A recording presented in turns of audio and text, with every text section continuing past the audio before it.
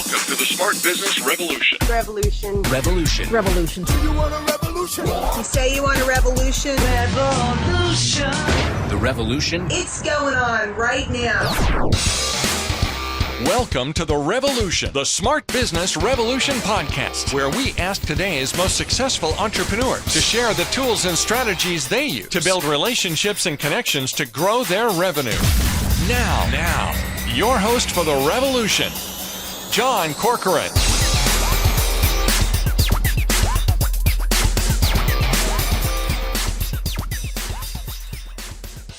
All right, welcome everyone. John Corcoran here for another episode. And, if you are new to listening to this podcast, go check out some of our past interviews because we got all kinds of great episodes with smart CEOs, founders, and entrepreneurs of all kinds of companies and organizations, ranging from Netflix to Kinko's to YPO, EO, Activation Blizzard, and many more. And I'm also the co-founder of Rise25, where we help connect B2B business owners to their ideal prospects. And my guest here today, John Cronin and Mark X. Cronin. They are the father-son team that created John's Crazy Socks. It's a social enterprise with a mission to spread happiness. And they bootstrapped their startup into a multi-million-dollar business that has become the world's largest sock store and an international sensation.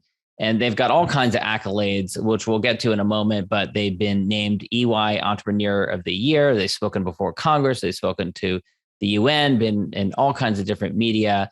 But John is not just the business owner, but he also has Down syndrome. And every day, John and Mark show what people with differing abilities can do. And more than half of their colleagues at John's Crazy Socks have a differing ability. And they've also been able to raise hundreds of thousands of dollars to their various different charity partners, including the Special Olympics. So we're going to talk about that in a moment. John and Mark, thanks so much for coming here today. It's such a pleasure to have you both here. Thank you very much, John. I really appreciate it. Thank you, John. We're excited to be here, a fellow EO member, and we share a political background. So yes, we both did a lot of work in politics early on in our career, and it kind of comes full circle. I was going to ask you about that, John, because I was looking at your background, and you actually studied at the Kennedy School, studied social welfare. And as we mentioned in the intro, you've got a business now that is showing what is possible in a real social enterprise. Yeah, we keep evolving, right? And we keep finding different ways of doing things. I think when I was a young man, I wanted to change the world. I'm an old man now, and so we sell socks. We'll tell you we're a couple of knuckleheads selling socks, but in our little way, we still want to change the world.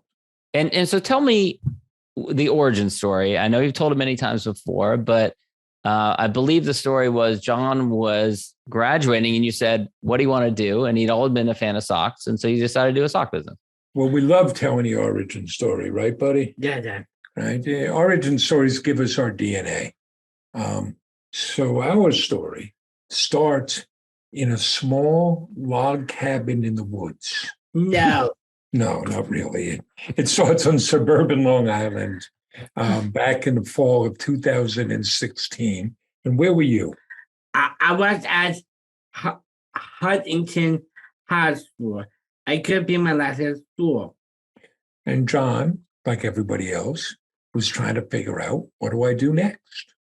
And you're looking around. What you were looking at? I looked on school program and job. I can't find the job I don't like. He didn't see anything he liked. And I'll tell you, John, this is a challenge for so many people. The unemployment rate for someone with a disability is double the national average, but that doesn't tell the real story. Only 1 in 5 people with a disability is fully employed. There just aren't enough opportunities out there. But this John here, he's a natural entrepreneur. Yes, I am. If you didn't see a job you wanted, what do you say? I want to create one. I want to make one. So what'd you tell me? I told my dad I want to go into father son band together. Says, let's go open a business together, Dad, which was pretty cool, right? I mean, I got 3 sons. This is one I can work with. That's right. But you being an entrepreneur yourself, John, know that Entrepreneurs have lots of ideas. Not all of them are real good ideas. I spoke out of the ears. Smoke comes out of your ears when you're thinking too hard. Right? So what was one of your ideas? One of them is a food truck. I got idea from the movie Chef and John Favreau. Yeah. That movie about a father and son buying a food truck. This sounded like a lot of fun. And we're thinking, what could we make? Where would we put it? But we ran into a problem. We can't cook. Yeah. That's minor detail. But then, right before Thanksgiving, back in 2016, you had your eureka moment. I did. I want to sell crazy socks. Oh, I want crazy socks my whole life. It always let me be me. We used to drive around looking for these socks. For Yes. So we figured this. If he loved them that much, surely other people would too. Or we could find our tribe. So at that point, the traditional way to go says stop everything and put together a business plan. Right? Do your market analysis, your competitive research, your operational plan, financial forecast. That's not what we did.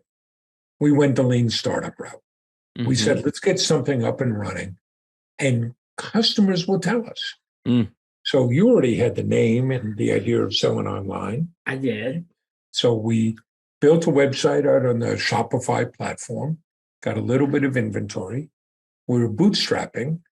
So the only marketing we did was to set up a Facebook page, and I would take out my cell phone and we made videos. And that's great. And who do you think was in those videos? I am. And what socks did you start with? Did you start with a favorite pair? No, we just, here's one of those catch-22s we found out. Suppliers didn't want to sell to us until we demonstrated that we had business and customers. But if you don't have any inventory, how do you get, so there are only 2 suppliers that would sell to us to start, and we'd sit down and went through their catalog and pick some things out. But even that was kind of funny, right? What day did we open? We opened a Friday, December 9th, 2016. And we didn't know what to expect. But we got what felt like a flood of orders. That first day, we got 42 orders. Wow. And we got something similar the next day. So now we're running out of that little inventory. So what do? We drove to every Kmart in Suffolk County here on Long Island and bought all the socks we could, just so we'd have some inventory. Yeah. But then, right from day one, we want to wow our customers. We're all about customer experience. Most of them were local. So what did we do with those first orders? Our home delivery. We got red boxes. We put the socks in the box. Looked at it, said it needs something else. So what else did you put in? I put candy and chicken in a rope. We loaded up the car, and we drove around, and you knocked on doors delivering socks. I did. How did customers respond? Customers loved it. They took a picture with the socks and me. As they share it on social media, our word again spread.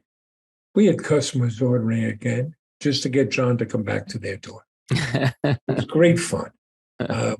So by the end of the month, really 2 weeks, we had shipped 452 orders at $13,000 in revenue. Wow. And we said, okay. Not a bad 2 weeks. We could do something here. With a Facebook page. Right.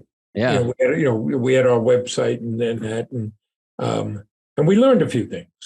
Right. 1, people want to buy socks. They want to buy socks. 2, people want to buy socks for me. They wanted to buy from my buddy here. They liked that personal touch of the thank you note and the candy and the home deliveries. They liked the fact we had already pledged 5% of our earnings to the Special Olympics. There was one thing that caught us off guard. We got a very emotional response from many people because they saw a young man with Down syndrome starting his own business. And that was very important to them. And you also learn by doing. So I had never been in retail before, and had not. So you'd had businesses before, but this was a lot different. Yes. Yeah. I run other businesses, started other businesses, but we learned that, this young man, This is an old man. we could sell socks. Yeah. Now we're approaching our 6th anniversary. We, just some of the dimensions, we've been able to create 34 jobs. 22 of those are held by people with a different ability. We've shipped, last I looked, 390,000 packages to 88 different countries. Right. We've raised over $525,000 now for our charity partners. Wow. We got very happy customers. And yet to this day, if we get an order between our office and home, what are you doing? I schedule home deliveries. Still doing those home deliveries. So I want to ask about that, because that's the classic kind of challenge for many businesses and business owners, is when people are drawn to the personal touch. How do you scale that when you can't manage all that? Well, that is a challenge. And we have tried to clone John. That hasn't worked so far. Okay. Yeah, keep trying. But, there are ways. One of our pillars is we're going to make this personal. And once you believe in that, once you have that value, then it becomes manifest in everything you do. So, yeah, we still do the thank you note and the candy. It turns out John can't write that many thank you notes, so you photocopy it. Yeah. And you learn some things along the way, like what candy did we start with? 100 kisses. Versus kisses. But and they we melt. bumped into chocolate until you got the email from the woman in Florida. It melted. So now it's Skittles and, Sour Patch Kids. But, it's small things and big things. If you call here, you never get voice jail. Someone's going to answer the phone and have a conversation. We have no scripts. We don't listen in on phone calls. You're going to have an actual human conversation. We want people to know there are people here. So, on our packing slips, you're going to see the picture and the name of the person who packed your order. Because you as a customer are helping us hire people with different abilities. And we want you to see that. And you can find other ways. So, many in your audience know, one of your most valuable assets is your email list. Mm-hmm. And one of the things you can do with that, you want to segment it and, make things personal to folks. Well, here's a way we approach that. If you're a business, particularly e-commerce business, every time you send out an email, you're going to get a blip in sales. So it's really tempting to send a lot of emails. Mm-hmm. There's some businesses, I get 4 emails a day. Mm-hmm. Who the hell wants 4 emails a day from anybody? Yeah. So we do 2 a week. And one of them is John's Friday email. No sales at all. It's just John sharing what John is up to. Because we're building a relationship. Mm-hmm. And we have over 250,000 email addresses, but we don't send it to everybody. We only send it to people who open the emails. If you're not opening it, we don't want to bother you. Yeah. And then you can extend that. So we do our own fulfillment. But we run our own pick and pack warehouse because we're looking to create jobs and also to personalize, and we get to do some special things in our package. Well, we segment our fulfillment. So we have 5 different base packages. If this is your first order, you get 1 package. If it's your second order, you get a different package because we want to give you an experience each time. So like the candy is different or the note is different? The note's different. You're still going to get candy in a note, but the ingredients will be a little bit different. Because, we're not chasing transactions. Yeah. You're looking for, that relationship. We're building a community.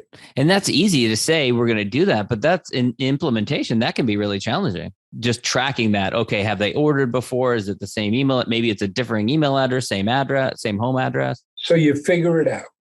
And everybody here works on that. I mean, here's an example. I'm just paying attention to details. So we sell socks for diabetics. One day, one of our happiness packers comes and says, we're sending socks to diabetics and we're sending them candy. Yeah, What's right. wrong with that picture? Yeah. Oh. Right. So now we have a supply of sugar-free candy. And we have a different package if it's going to a military base. It doesn't take much. What you got to do is really believe in it and look for ways to make things happen. Yeah. I want to ask you about, you've said that you shouldn't just hire people of differing abilities out of charity, but it actually makes good business sense. Can you elaborate a little bit more on that? Sure. There are lots of ways of measuring it, but companies that make a commitment to hire people with different abilities or with disabilities, they have higher profit margins right out of the gate. But I'll give you tangible examples. So we run a pick and pack warehouse, and we're on Long Island outside New York City. Pre-pandemic, and now once again, there's a growing labor shortage. Companies all the time will tell you, I hear from business, I can't find enough people. Well, you know what? We have no trouble finding people. We have a surplus of folks. And it's not because we do anybody favors. It's just because we're willing to hire people with different abilities. So, here's our experience. Our entry level, our starting wage for a picker in our pick and pack warehouse. And what do we call our pickers? Sock wranglers. It's $15 an hour. We draw primarily from 3 labor pools. People with different abilities, moms, you get some dads in there because it's not heavy lifting. We do things in 4-hour shifts. So you can put your kid on the bus in the morning and then pick them up in the afternoon. And then laborers who are looking for a $15 an hour job. By far, the best labor pool for us are people with different abilities. They want to be here. They're enthusiastic. They're energetic. They pay attention. They show up on time. They do great work. So, but here are other examples. There's this small technology company up in Redmond, Washington. You've probably heard of them, Microsoft. So they're in fierce competition with other tech companies to get enough good technical workers. Well, they pick their heads up and say, a lot of people on the autism spectrum can do great programming work. How come we aren't hiring them? Well, that's an easy one to answer because they probably couldn't get through the interview process because that person may not look you in the eye or give you a firm handshake. Yeah. Well, they got some smart folks there at Microsoft, and they say, that's our problem. We should change that. So now they hire people in droves that have neurodiverse workforce. That gives them a competitive advantage. Or take this one, EY or Ernst & Young, right? They changed their name to EY to make things clearer. I don't know. So they have 250,000 people worldwide. They have a 20% annual turnover rate. So to stay even, they have to hire 50,000 people a year. Wow. So let's go to their office in Dublin, Ireland. They set up a program with Trinity College and they hire people with autism. Once they added folks with autism to their office, their retention rate skyrocketed. Why do you think that is? Because it's more engaging, because they're offering something more than just, we're going to go make money. Imagine they apply that to the whole company, and they're doing things like that.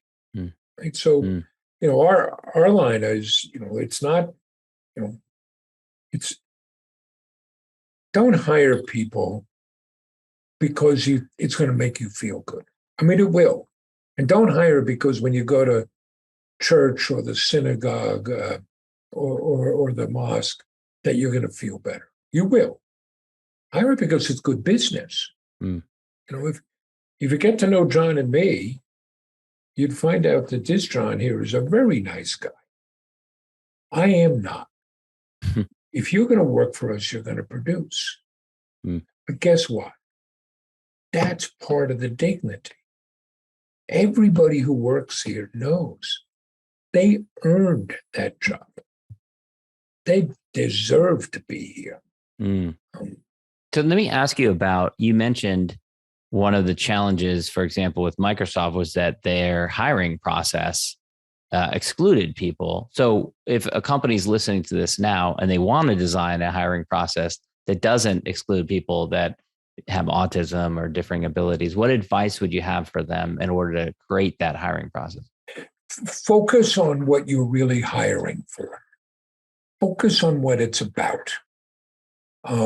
For us, I mean, this is an entry level spot, but this is our process for hiring people for our SOC wrangler role. You come, John and I meet with you. We want to make sure you understand our mission and our values. And we want to make sure you want to be there, that you understand this. Then we'll offer you training on how to do the job. But to get the job, you have to pass the SOC wrangler test. You got to pick 6 orders in 30 minutes or less. Mm. Nothing extraneous. We don't care what your geometry skills are or if you speak French. We want to know, can you do this job? Mm-hmm. You got to pass that test. You pass that test, you earn the job. A lot of times what we do in hiring is we focus on what people can't do instead of focusing on what they can do. Mm. And we come up with tests or criteria that have nothing to do with the job. Mm. And this has been a long-term challenge or problem for employers. If I want to hire the best possible people for the wages I can offer, I need to consider everybody. If I artificially exclude a population, I cannot get the best possible workers. So I'll give you 2 parallel examples. One, the New York City Fire Department wanted to be able to hire women. No women could pass the test, the physical test, until they looked at it and they went to court over it. The test was testing people on things they would never have to do. Mm. It was ridiculous. Once they aligned the test with the job, guess what? There are women firefighters. Mm. Or take a page out of American history. 1947, the Brooklyn Dodgers break the color barrier when they signed Jackie Robinson. Mm-hmm. The next 2 teams to integrate were the Cleveland Indians and the then New York Baseball Giants. Guess what? They became the best 3 teams in baseball. Mm.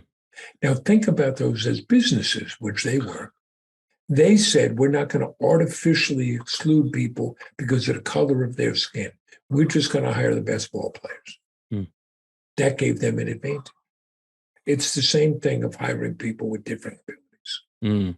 What about how companies, not yours, but think of other companies listening to this, where they can go to either advertise these types of positions or find people? Well, there are a growing number of services that will match you with people. But we work with social service agencies. We work, we host tours here on a regular basis. We host work groups. So they get to know us. People get to see our environment. So when we have an opening, we share it among our community and, our employees and through our online community and through these social service agencies. So we get a line of people. Mm. Yeah, I imagine I'll have to search for it afterwards, but I imagine there are companies out there that serve that mission.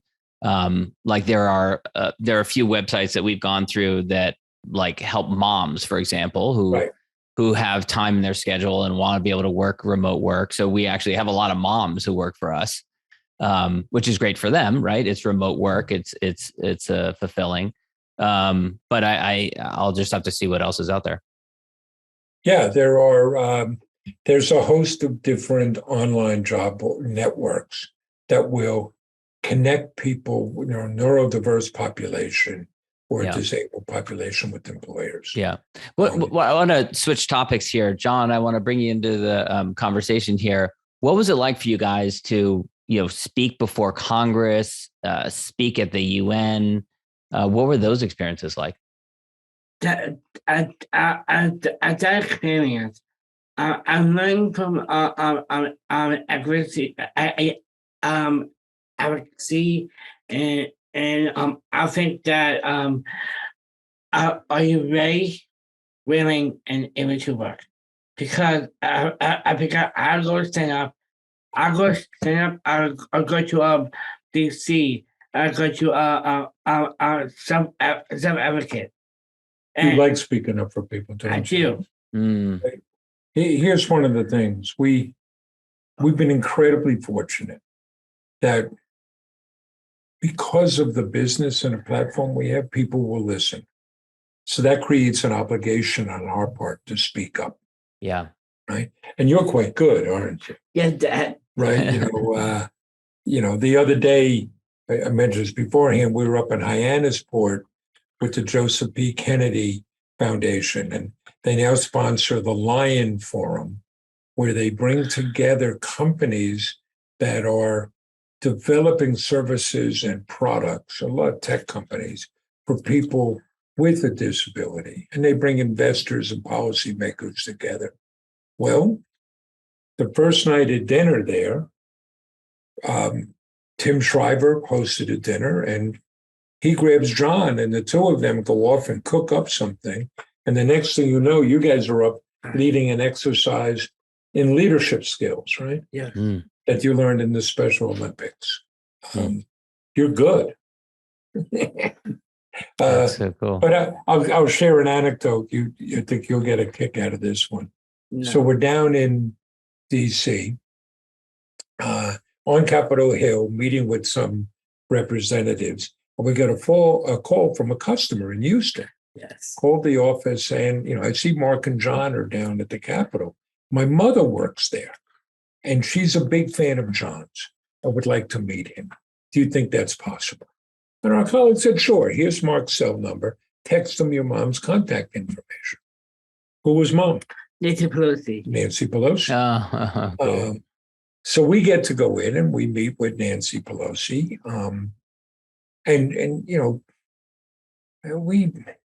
We've gotten to a bad place in this country. We vilify our elected officials and forget their humanity and forget where you are in the political spectrum. Nancy Pelosi is an Italian grandmother. She greets John warmly, takes out pictures of socks that she had given to former President Bush the elder, George H.W. Bush, because John somewhat famously. You have a bit of a story. You have a connection with him as well. Right. And that's all warm and wonderful. But now that we have that opportunity, after the handshakes and the smiles and the photos, but Ms. Pelosi, we also have to talk to you about eliminating the sub-minimum wage that allows upwards of 200,000 people in this country to be paid as little as 25 cents an hour. If we get that opportunity, and you love doing that, don't you? I do. I love it. You like getting in front of those crowds. Yeah. That's speaking truth to power. And John is very convincing. That's great. I want to ask also about the EY Entrepreneur of the Year. That must be an amazing honor. It was. They, and one of their partners had reached out and suggested we apply, and we didn't, because I'm thinking, come on now, we're the knucklehead selling socks. But he stayed after us, and we submitted, and you go through. They come and they go through all our finances. You go through multiple interview process, and it was a nice reaffirmation for what we're doing and what our colleagues accomplish here. We're very fortunate to have a really good team of people here. I'm mindful of the clock, and I don't want to run out of time before we ask about JCS Champions. So this is a new initiative that you have that you're actually launching next month to provide training and help launch other micro businesses. Talk about it. Well, we know how hard it is for people with different abilities to find work. And we're big on entrepreneurship. And this is the opportunity John had. We want to share that with others. So JCS Champions will put people with a disability into their own business by giving them a business in a box.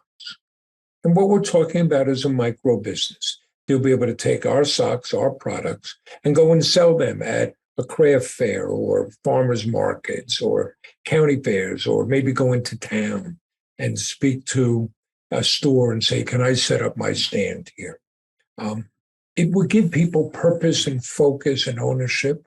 And some, that's what they'll do. They'll maintain a micro business, and that will be great for them. Others will take that as a boost and then grow a much larger business around it. And what we're going to do for the enrollees in this is we're going to provide them with 6 weeks of training. A partner, Celebrate EDU, is going to provide the training along with us. And then when they're done with that, we're going to give them a business in a box. We're going to give them selling stands, inventory, and signage and marketing materials, as well as ongoing support, so that they can open their own business. We're going to start with 5 people. That will be our pilot project. But our target is to create 1,000 businesses over 5 years. We want to light up the country and show what people with different abilities can do. And it's a way of scaling that personal touch that we were talking about earlier, the difficulty of scaling that, but doing it in each community. Right. Yes. Will it help our business? We think in the long run it will, because we'll have 1,000 ambassadors. We'll have our own kind of retail network that we help set up. But this is part of our strategy. Our strategy is drive the mission. The more we can do for others, better off we are. And the more we drive the mission, the more that asserts our brand. And then that leads to more sales and revenue. But it's got to start with that mission. Yeah. John, Mark, it's been such a pleasure talking with you. I want to thank you for your time here today. I know you've got lots of demands on your time. Where can people go to learn more about your crazy socks, John? I'll go to John's CrazySocks.com. John'sCrazySocks.com, where you can find us there, and lots of information. You come to John's online dance party every Tuesday at 3 o'clock Eastern time. We now have a podcast. What's that called? That's Really Having a Party. Half hour. We try to put a smile on your face. We're on all the social media platforms. Quite active, I must add. Yeah, you're building up your TikTok channels and everything. You like the TikTok, don't you? I do. You dance it all the time. Yes. We get to have fun, and we're very fortunate that. That's great. Thank you both. Thank you. Thank you for listening to the Smart Business Revolution podcast with John Corcoran. Find out more at smartbusinessrevolution.com. And while you're there, sign up for our email list and join the revolution. Revolution.